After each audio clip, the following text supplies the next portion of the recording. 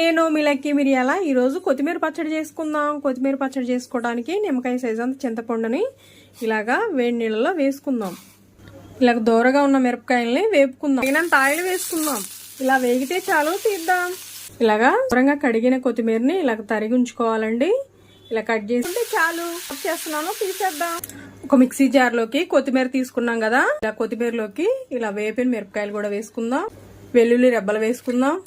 కొంచెం జీలకర్ర వేసుకుందాం. తగినంత సాల్ట్ వేసుకుందాం. మనం హాట్ వాటర్ లో చింతపండు వేసాం కదా, ఇది కూడా వేసేసుకుందాం వాటర్ తో సహా.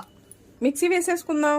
స్టవ్ ఆన్ చేసాం, కళాయి పెట్టేసాం. ఆవాలు, జీలకర్ర, పచ్చిశనగపప్పు ఇవన్నీ వేసేసుకుందాం. జీలకర్ర కూడా వేసుకుందాం.